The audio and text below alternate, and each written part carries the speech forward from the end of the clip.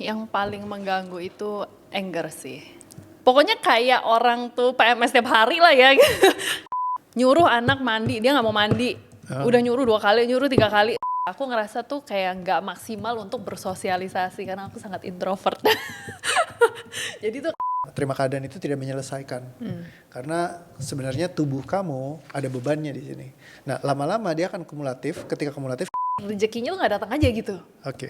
Terus pas udah datang pun ada pun pasti ada aja something yang harus kayak mungkin I can do better kalau Oke. nggak anger.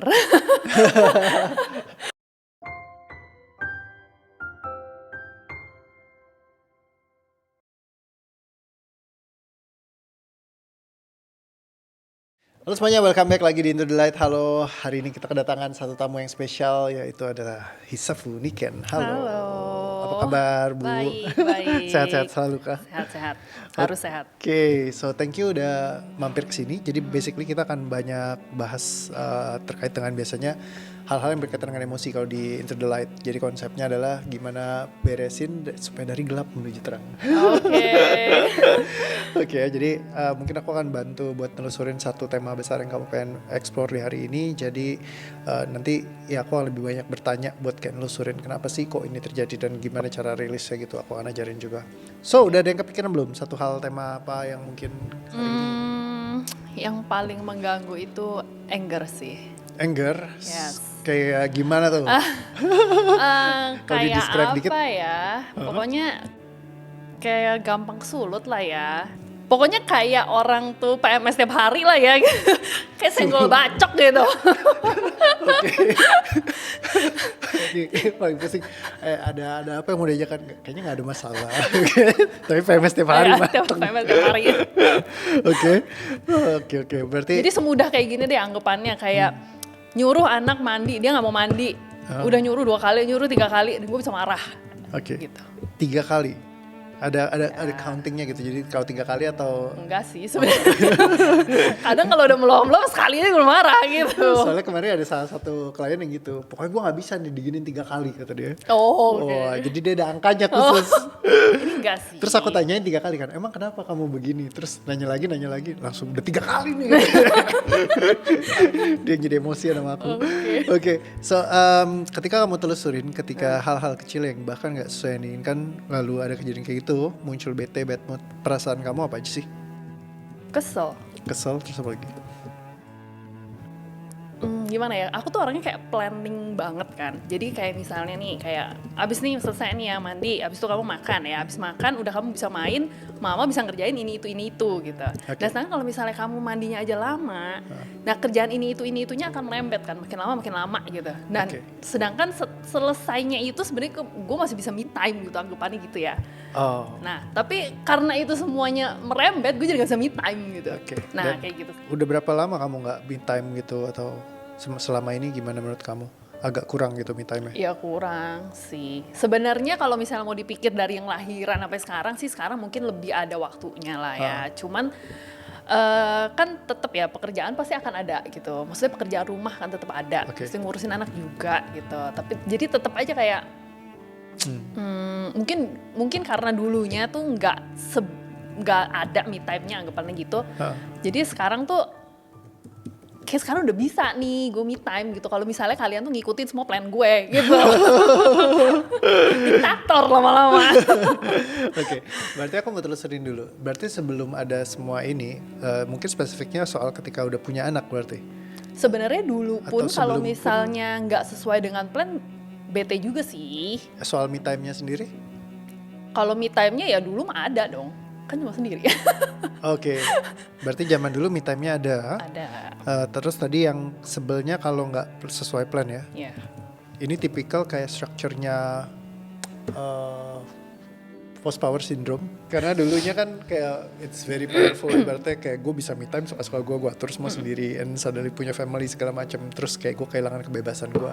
Tapi sebenarnya bukannya kayak nyesel juga sih. Ya, Nggak menyesal sih. Bukan menyesal, tapi lebih ke arah kayak kehilangan nama me time-nya doang kan. Oh.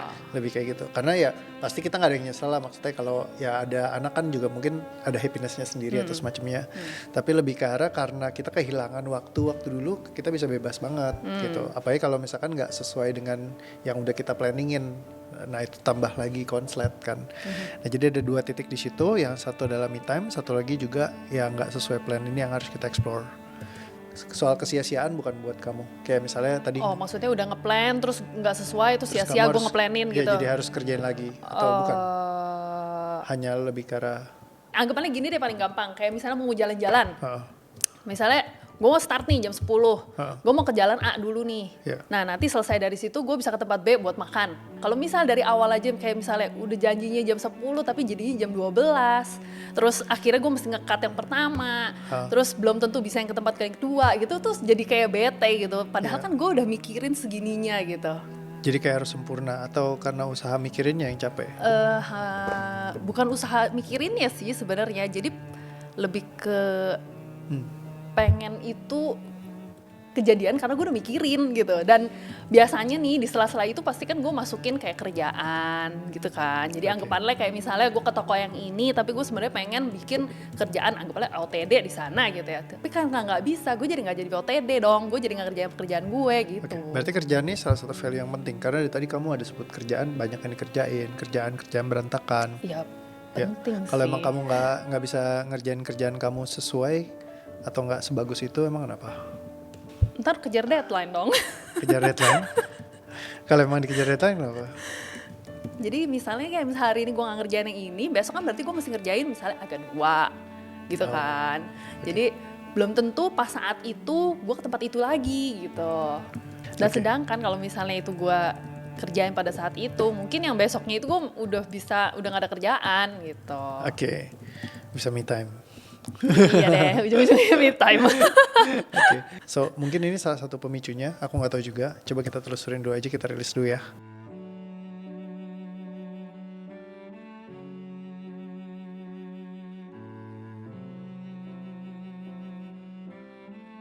Coba dicek dulu, ketika kamu ingat lagi, kamu harus ngulang itu. Foto udah disiapin, tapi harus bajunya dibawa pulang lagi, cari tempat lagi. Ketika kamu ingat itu, perasaan apa yang muncul? Ya udah pasrah aja. Ya udahnya benar-benar dari dalam diri tapi ya, maksudnya nggak ada yang nyangkut kayak gitu. Nah kalau kayak gitu berarti ya udah memang ya udah clear ya itu udah lewat gitu kan, istilahnya kan pengalaman kita dulu kan. Oke ya, jadi mungkin itu satu titik yang tadi kita explore. Jadi kalau rilis itu kayak gitu, satu tema besar itu punya dari beberapa kayak micro rilisnya. Jadi kayak di setiap titik itu aku harus rilisin semua. Jadi kayak akan ngebuka dari setiap space-nya. Jadi ketika ada satu space itu kayak satu film cerita satu episode di situ lah. Dia jadi kayak episode pendek. Kayak kamu punya satu komputer kamu, di dalamnya ada file-filenya sendiri. Dalam satu filenya itu dibuka, ketika diklik 2 kali dia ada filmnya tuh. Nah ketika ada filmnya kayak gitu, ketika dinontonin, kalau udah selesai kamu cuma nonton film. Tapi kalau misalkan kamu masih ada beban emosinya, begitu kamu buka filmnya, tiba-tiba di sini perasaannya ikutan ke bawah. Nah tapi begitu kamu udah buang, kayak yaudah, kayak it's okay, kayak nggak ada bebannya kayak gitu. Nah coba kamu cek lagi, ketika kamu tadi kan ada sempat bilang, ketika mau jalan-jalan, terus tiba-tiba kadang sesuatu nggak sesuai dengan yang kamu inginkan. Ketika kamu ingat lagi, perasaan yang muncul apa? Sebenarnya udah kayak ya udahlah jalanin aja gitu. Sebenarnya udah mikirin gitu, kayak anggapnya kayak misalnya kayak marah-marah kayak yang tadi aku bilang dari awal, misalnya nggak sesuai, anak suruh mandi susah banget gitu. Sebenarnya kadang-kadang ya udahlah, ngapain sih gue masih marah-marah gitu. Sebenarnya udah sih ngomong kayak gitu ke diri sendiri gitu. Cuman karena mungkin nggak cuman di saat itu doang gitu, nextnya lagi gitu, jadi senggol bacok juga gitu. Nah jadi memang kadang kita mesti bikin separasi antara batasan yang kita ciptakan dari cara psikologis kita.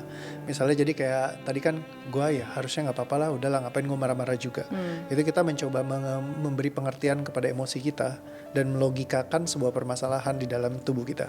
Nah jadi sebenarnya tubuh kita ini kan nggak terima, kok kenapa sih harus kayak gini gitu.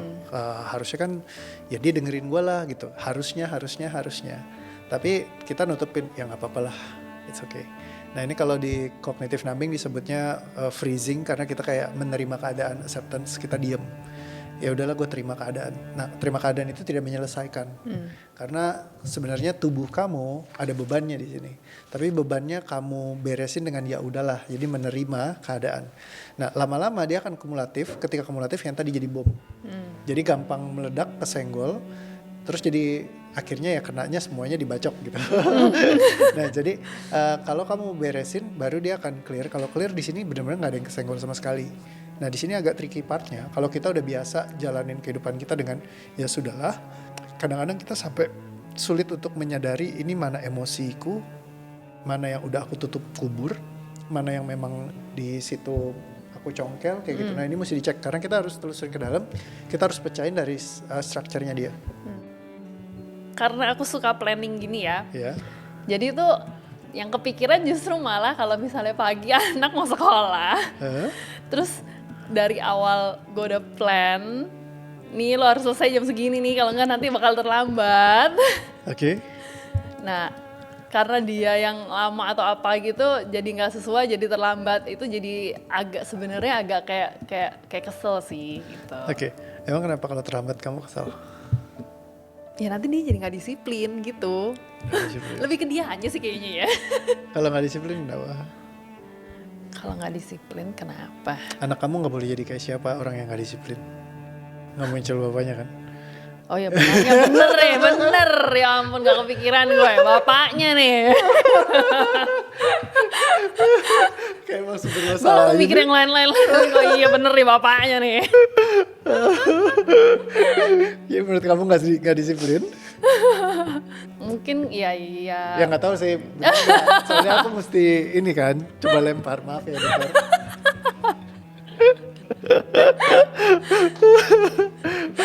Oke. Jadi menurut kamu nggak disiplin? Pasangan? Nggak disiplin, ya juga sih. Iya juga atau ada contoh lain atau memang kamu lihat dari dia? Dari dia kayaknya. Karena tiap hari gue ngeliatin kan. Maaf kenyataan yang pahit. Oke. Kalau pandangan kamu sebenarnya tentang pasangan gimana? Dia suka telat gitu atau gimana, atau secara bagaimana menurut kamu terkait dengan disiplinnya ini? Karena itu kan value kamu penting ya, waktu. Misalnya nggak tepat waktu kah atau suka? Iya memang suka nggak tepat waktu sih. Terus apa lagi? Nggak tepat waktu. Iya lebih paling kepikiran banget ya dari tadi waktu sih. Waktu. Oke, jadi menurut kamu kalau dia soal waktu titik. Agak kurang. Agak kurang apa kurang banget nih, kayak disensor nih. Kurang, oke. Kurangnya gimana? Apa buktinya dia kurang banget soal waktu? Ya kayak misalnya paling gampangnya kayak janjian lah. Janjian? Gitu. Sebelnya tuh lebih ke arah, ini kan karena janjiannya sama keluarga gitu kan ya. Jadi keselnya tuh lebih ke arah nanti ujung-ujungnya nih pasti nyampe di sana, pasti jadi diomongin telat mulu gitu. Oke. So, ini aku releasing di sini ya.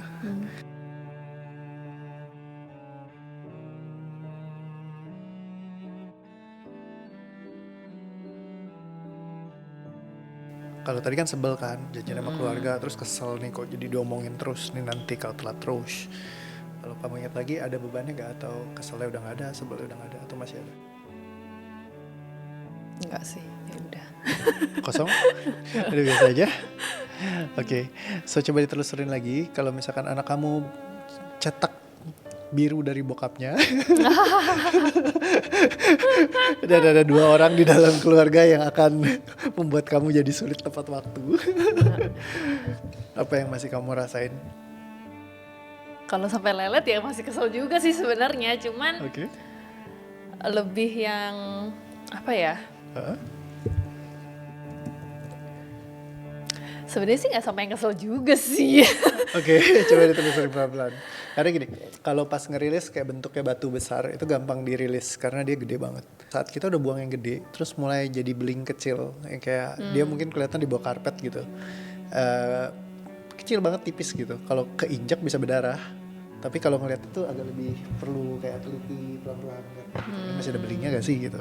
Jadi instead kalau tadi kan gede banget nih, kesel gitu kan, terus kayak ini sebel, tapi once dibuang-buangin kan tubuh kamu udah mulai kayak, oh ya kayaknya tadi gue rasain sebel, sekarang udah gak kayak gitu, gue tadi kesel, sekarang udah mulai gak kayak gitu, tapi tadi masih lelet, masih kesel nih, tapi diterusin lagi, tapi ya gak kesel juga sih, berarti udah mulai kayak mungkin intensitasnya nggak setinggi yang tadi, tapi coba kamu cek, karena kalau masih kamu sisain belum diberesin, dia masih akan ada stay dan ganggu.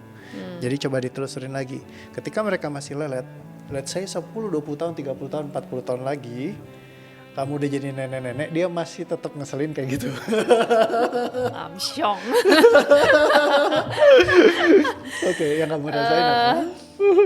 Misalnya mereka tetap telat-telat nih, ayo kita kompak berdua. Kemon, kita team up. Papanya sama anaknya team up buat nyusahin maminya. Bukan ke keselnya sih, lebih ke arah pengen ngasih tahu kalau itu tuh nggak bagus gitu. Oke. Jadi ya jangan begitu karena itu nggak bagus gitu. Kenapa itu nggak bagus menurut kamu? Ya karena nanti nextnya pasti itu bukan cuma merugikan kamu, itu merugikan kayak menghargai waktu lah, anggapannya gitu kan ya. Oke. Kan orang juga jadi apa ya, jadi ngejudge kamunya kan nggak baik gitu. Kayaknya ini intens banget ya soal dijudge.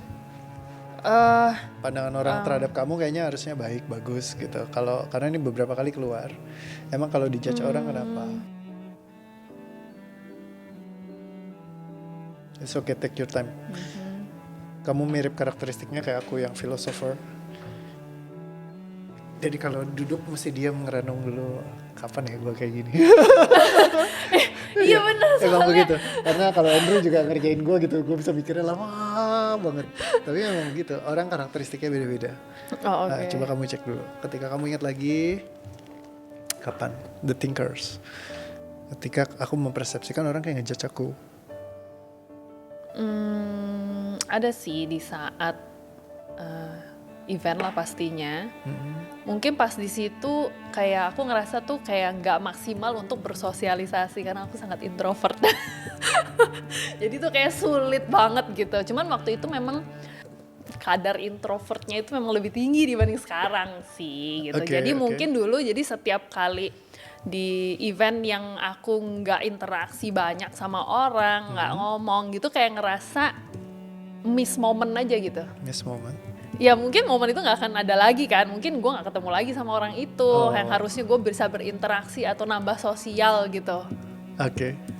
Kalau misalkan mau nambah sosial emang kenapa? Misalnya bisa interaksi. Oh bisa bisa melancarkan rezeki, karena kerjaan saya di situ. Oke, kalau rezeki kamu nggak lancar, Rezeki nggak lancar, pusing kepala. kenapa pusing kepala? Karena kalau rezeki nggak lancar, ya pusing lah nantinya kan seret ya. Gimana dong? Oke. Kapan kamu ingat ketika kamu lagi susahnya? Mungkin tahun lalu lah, Oh, tahun lalu. Itu yang salah satu yang paling sulit menurut kamu? yang paling berasa ya. Iya. Iya kurang lebih tahun lalu atau 2 tahun lalu lah. Oke, ketika kamu ingat itu yang kamu rasain apa dominannya? Sedih atau merasa nggak berdaya? Merasa Lebih ngerasa kayak nggak sesuai ekspektasi sih, karena kan tadinya kan keluar itu di saat memang sebelum pandemi. Nah pas itu tuh ngerasa harusnya gue bisa nih lebih, jadi mendingan gue keluar gitu kan dari kantor. Nah setelah itu pandemi gitu. Iya, Nah pas pas saat pandemi. itu oke lah masih bisa manage. Tapi kan setelah itu kan pasti karena kerjaannya memang di bidang yang kayak kena sama impact. Iya. Jadi ya makin lama makin seret kan gitu. Oke. Rezekinya tuh nggak datang aja gitu. Oke. Terus pas udah datang pun pasti ada aja something yang harus keluar gitu. Oke. Jadi intinya kayak susah banget untuk menambah, untuk mengembalikan seperti yang sebelumnya lah. Oke, berarti asumsinya dulu sebelumnya baik-baik aja ya semua. Emang bener dari awal gue udah bilang post power syndrome.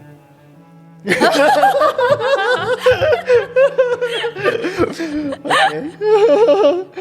So kita coba breakdown dulu ya.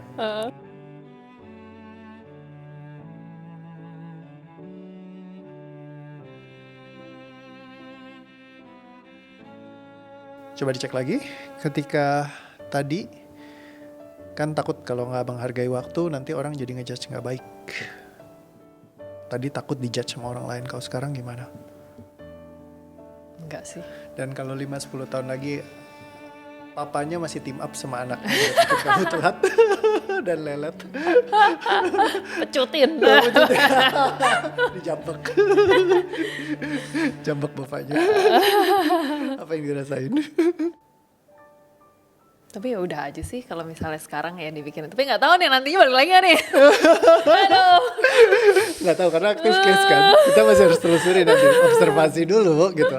Tapi minimal sekarang kalau kamu ingat lagi udah nggak Kalau sekarang diinget-inget lagi sih. Kalau tadinya kan awalnya kayak gitu. Dan rencana kamu mungkin gagal loh. Misalnya mereka tiba-tiba telat, ya team up, tos. Iya. Sama Yuki, tos. Ya udah aja sih. Nggak ada beban, santai. Nggak ada sih. Oke, coba cek kamu ingat lagi yang hal yang bikin kamu gampang marah kesulut kemarin. That's as simple kayak sesuatu yang tidak sesuai dengan yang kamu diinginkan. Anak mandi nggak mau mandi, 3 kali ngomongin nggak mau mandi. Yang pasti masih tetap menyuruh tapi mungkin nggak yang marah kali ya. Oke. Dan kalau si suami masih mungkin nggak disiplin, terus bisa aja telat pas lagi janjian sama keluarga. Lebih ke arah ya jangan lebih gitulah gitu.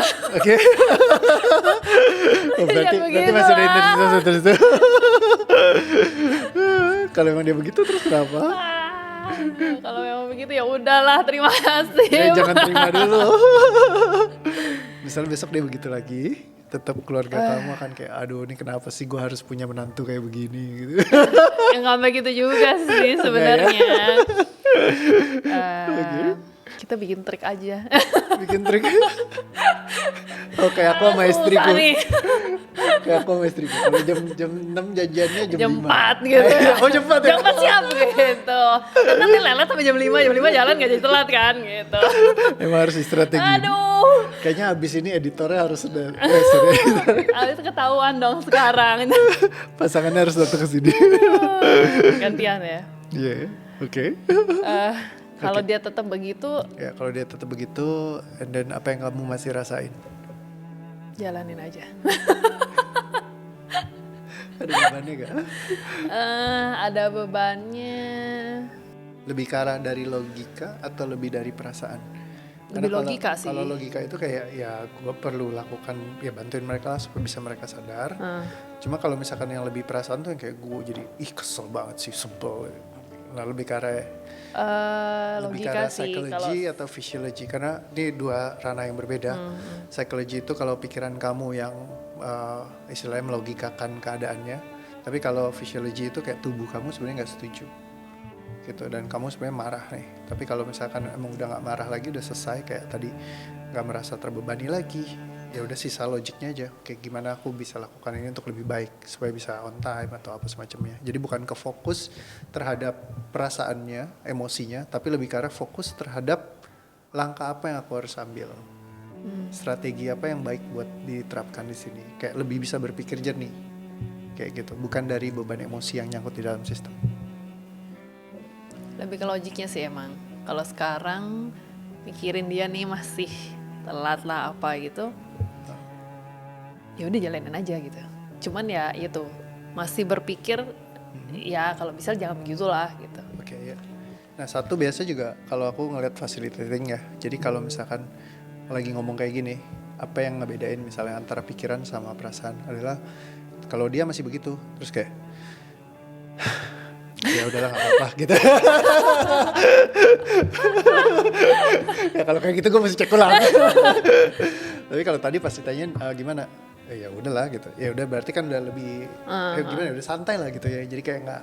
Jadi kamu bisa ngebedain mungkin kalau tadi awal tubuh kamu mungkin reaksinya beda sama ketika kamu udah buang tuh kayak ya udah kayak chill aja gitu. Lebih karena kayak bagaimana kamu berpikir dan kayak oh ya emang kayak gitu ya sudah, gimana langkah-langkahnya bisa kamu bedain nggak kayak gitu. So secara keseluruhan apa yang kamu rasakan sekarang? santai aja gitu. Oke. Dan coba kalau kamu ingat lagi ke mereka yang kemarin ini mungkin kayak waktunya nggak sesuai, terus kayak sesuatu yang nggak sesuai yang kamu inginkan, nggak sesuai ekspektasi, apa yang kamu rasain? Ya udah sih. Biasa aja. Cuma tetap masih mikir. Oh, iya. Strategi masih mikir. Iya, bukan berarti kita jadi abai ya. Maksudnya kayak jadi nggak peduli sama sekali. Tapi kita kan bisa bergerak di kebijaksanaan kita gitu. Jadi memang ketika dirilis ya udah, aku perlu milih respons apa nih, gimana yang aku perlu lakukan. Karena kan wisdomnya juga jadi kayak kita bukan berbasis dari emosi atau hal-hal yang ganggu gitu perasaan-perasaannya. Tapi lebih karena kayak ya dibawa santai aja, apa langkah yang aku bisa ambil terkait hal ini. Kayak mungkin I can do better kalau Oke. nggak anger. Kalau nggak angry gitu. Oh, itu bisa jadi tagline tuh. I can do better kalau nggak anger. Angry ya. Iya, iya, iya. Kayak I can think better sebenarnya gitu kan. Ya, Kayak lebih yang gitu sih, ngapain juga sih marah-marah gitu. oke. Ya, jadi kan bisa lebih Lebih ke mikir gitu sih. solusinya apa gitu kan. Shifting itu ada yang dramatic shifting, ada yang regular shifting. Kalau kamu ini lebih kayak shifting biasa. Karena kamu udah biasa untuk numb, kayak nggak ngerasain perasaan kamu. Karena kan kamu kayak tipe yang kayak, oh gue harus bangun kehidupan gue nih. Terus kayak belajar untuk tough gitu kan, ngelewatin semuanya. As content creator ya itu sesuatu yang memang dibutuhkan dan sangat bagus. Nah karena kamu udah latih banget, kuat, jadi kamu kayak indikator perasaannya itu emosinya, kamu bisa rasain. Tapi kamu describe-nya tuh nggak yang orang kayak ngerasain banget yang kayak kebawa sama emosinya. Kamu lebih karena kayak oke, gue pernah ngerasain ini, yaudah gimana kita move on misalnya. Tapi dampaknya adalah ketika kamu banyak handling dia kesimpan, dia manifestnya ke yang marah tadi. Jadi gampang meledak kayak gitu. Nah ketika kita uraikan ini, indikatornya udah mulai kosong nih, kamu udah nggak bisa describe lagi, ya which is it's good, berarti oh udah banyak nih yang keurai. Nah nanti tinggal waktu yang akan ngetes gitu. Misalnya ketemu interaksi terus masih ada yang telat lagi, misalkan ada sesuatu yang tidak sesuai pengharapan lagi, kayak gitu. Dari situ ya kita baru bisa ngelihat dan observasi, oh bener gak nih yang session kemarin itu benar-benar impactful gak gitu ke keseharian hidup kita. Nah itu baru kita mesti observasi lagi. Nah kalau udah selesai baru mereka akan masuk ke titiknya permanent shifting. Yang kayak udah berubahnya ya udah memang gua karakternya udah berubah total. Karena aku banyak yang memang yang dulunya mungkin orangnya sedihan, orangnya mungkin marahan, orangnya ngalamin kayak gitu. Ya begitu diberesin sekali memang kena di titiknya bener-bener pas, ya udah selesai aja. Dan mereka nggak kumatan lagi tuh, bener-bener beres. Nah cuman ya observasi dari waktu yang akan menentukan. Ya kayak gitu. Ya hopefully dari sini bisa kontribusi sebagian lah buat bantu kamu gitu ya. Ya thanks banget udah mampir. Iya, thank you juga. Soalnya overthinkingnya tuh sampai mikirin, gila kayak gue salah milih nama kali ya. Salah milih nama nih, kayaknya Instagram gue mesti gue ganti kali ya. Instagramnya mesti ganti, buset. Ya enggak juga lah kayak gitu. Ya karena overthinking itu sistem yang biasanya muncul dari great loss tadi. Nah itu seringkali memicu jadi kayak kepikiran terus. Ada juga yang mungkin kejadian yang membahayakan, itu seringkali. Ya, jadi misalnya kayak pernah mungkin kalau sesak nafas lah, pernah hampir diculik lah, pernah apalah, orang banyak kan pengalamannya lain-lain kayak gitu.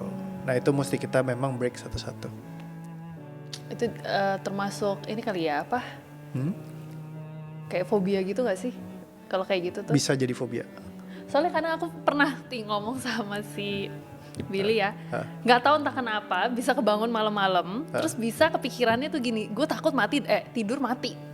Oke. Sampai begitu gitu. Okay. Tapi itu nggak tahu kenapa tiba-tiba aja gitu. Tiba-tiba kebangun, terus bisa mikirnya gimana nanti kalau misalnya gue tidur mati ya gitu. Oh, mati tidur ya ngomongnya apa kalau sih itu? emang kamu tidur mati terus kenapa yang kamu takutin? Soalnya pada saat itu ya, gue mikir begitunya tuh pas saat si siapa Yuki. namanya? Si Billy tuh Billy. kerja pagi, kerja Si keluar siapa pagi. tuh namanya? Iya, ya. Soalnya sendiri lupa. Oke, dia kerja pagi. Iya, jadi kayak mikirnya kalau misalnya gue mati tidur, anak gue gimana ya gitu. Kan dia nggak ada orang di rumah, nggak ada orang lagi kan gitu. Oh, karena dia keluar gitu kerjanya. Iya kan dia keluar, Waktu sekarang cuma kerja berdua. dulu di awal-awal atau? Yang pas ada event ya. Oh, ada event, Oke. event. Kayak gitu.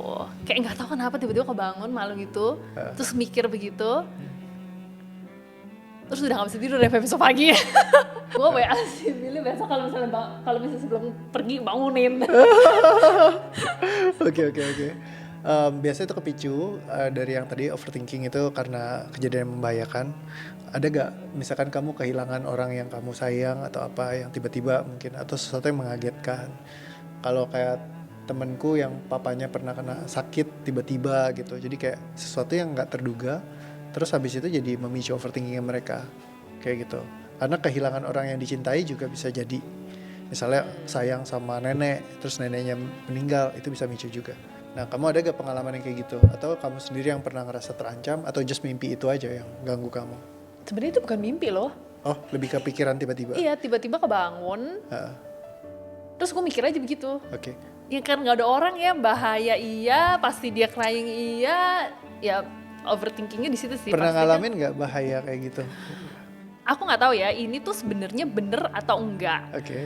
Tapi aku tuh pernah yang kayak balik lagi, ini overthinking kebanyakan baca. Kalau misalnya anggapannya kayak kesemutan, keleyengan. Soalnya aku tuh sering banget, mungkin ya entah kayak darah rendah kah atau vertigo kah. Jadi pernah tuh kayak yang di mall lagi jalan-jalan gitu, tiba-tiba tuh kayak berasa kayak mau muter, terus kayak berasa mau pingsan. Oke. Sampai gue akhirnya mesti melipir dulu. Anyhow lampunya aku tetap nyalain ya. Biar gak mati nyala ya. Ini soalnya ada tiba-tiba muncul Iya nih, yang lain, tiba-tiba. kita explore aja sekalian.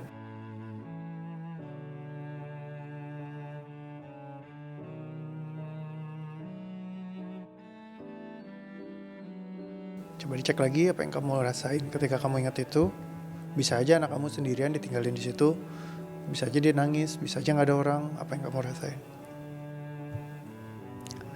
Ya cukup lah ya. Nah teman-teman, dari case-nya Hisafu kita bisa belajar banget ya bahwa banyak banget pengalaman masa lalu yang mungkin mempengaruhi kita gitu ya, dan juga interaksi-interaksi sosial kita di sekeliling yang bisa mempengaruhi sehingga akhirnya jadi bikin kita mungkin numpukin beban yang tanpa kita sadarin. Dan dari sini kita bisa belajar ya kalau di karakteristiknya Hisafu ini memang unik di saat dia mungkin kayak feelings dan emotionnya itu bisa dirasakan sama dia dan diceritakan secara structural. Cuman mungkin dari secara fisiknya kalau kamu lihat dia yang ngerasain sendiri di dalam gitu. Mungkin nggak ada yang kayak tiba-tiba nangis, tiba-tiba sedih, tiba-tiba marahnya kelihatan intens gitu. Tapi kamu bisa lihat dari ritme nafasnya, dari cara dia menyampaikan ceritanya kayak gitu. Nah ini yang menjadi indikator yang penting banget buat seorang facilitator. Misalkan harus lihat gitu loh. Oh, di mana dia udah mulai berubah, gimana pandangan dia udah mulai kerilis. Misalkan tadinya yang intens dia bisa langsung ceritain, sekarang jadi biasa aja kayak gitu. Jadi ngeliat dinamikanya seperti ini kita bisa belajar banyak. Ya, dan dari case-case yang cukup menarik ketika waktu itu menjadi satu value yang sangat penting di dalam sistem kita. Ketika disenggol itu bisa jadi kayak meledak-ledak karena bisa jadi itu ada interaksi yang lainnya saling terhubung. Terutama juga tadi yang banyak kita bahas adalah ketika sesuatu tidak sesuai dengan harapan, sehingga kadang-kadang hal ini terpicu dari perfeksionisme yang karena ada banyak pemikiran-pemikiran, structure berpikir ataupun aturan-aturan yang tercipta di dalam sistem kita yang bikin kita jadi kayak sulit buat kayak dianulir gitu. Dan apalagi kalau kesalahan itu terjadi oleh orang-orang di sekeliling yang berulang terus-menerus berkontribusi, jadi bikin kita jadi gampang kesenggol misalkan kayak gitu. Nah dengan menguraikan ini semua bikin kita mungkin ya bisa lebih happy. Dan ya balik lagi kita mesti lihat observasi dulu. Kalau hari ini udah ketemu, kita beresin di banyak hal, mungkin nanti habis ini pulang apa yang terjadi nih kita juga nggak tahu ya. Jadi kita telusurin lagi nanti. So Hisafu, thank you banget. Thank you. Ya teman-teman bisa follow ya, terutama buat semua yang senang soal beauty, karena kamu bikin kontennya lebih ke arah kayak beauty fashion ya, beauty sama fashion. So silakan buat langsung ngecek aja di Instagramnya di Hisafu. Apa pesannya kamu buat mereka yang masih ragu-ragu atau belum yakin? Buat mereka-mereka ini, Yes. datang aja ke coach. Gitu.